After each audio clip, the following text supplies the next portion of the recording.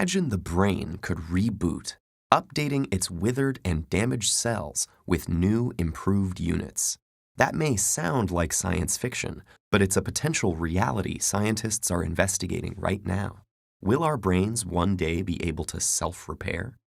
It's well known that embryonic cells in our young, developing brains produce new neurons, the microscopic units that make up the brain's tissue. Those newly generated neurons migrate to various parts of the developing brain, making it self-organize into different structures.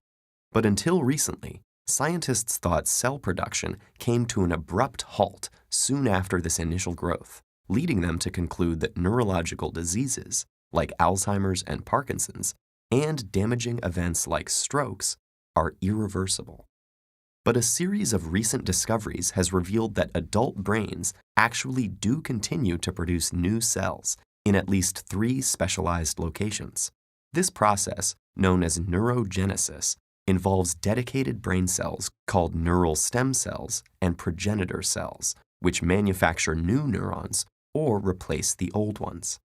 The 3 regions where neurogenesis has been discovered are the dentate gyrus, associated with learning and memory, the subventricular zone, which may supply neurons to the olfactory bulb for communication between the nose and brain, and the striatum, which helps manage movement. Scientists don't yet have a good grasp on exactly what role neurogenesis plays in any of these regions, or why they have this ability that's absent from the rest of the brain. But the mere presence of a mechanism to grow new neurons in the adult brain opens up an amazing possibility. Could we harness that mechanism to get the brain to heal its scars? Similar to how new skin grows to patch up a wound, or a broken bone stitches itself back together. So here's where we stand. Certain proteins and other small molecules that mimic those proteins can be administered to the brain to make neural stem cells and progenitor cells produce more neurons in those 3 locations. This technique still needs improvement so that the cells reproduce more efficiently and more cells survive.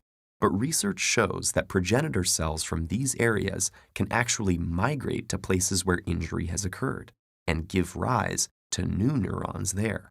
And another promising possible approach is to transplant healthy human neural stem cells, which are cultured in a laboratory, to injured tissue, like we can do with skin. Scientists are currently experimenting to determine whether transplanted donor cells can divide, differentiate, and successfully give rise to new neurons in a damaged brain.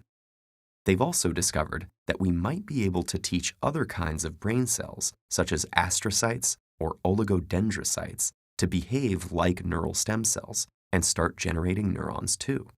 So, a couple of decades from now, will our brains be able to self-repair?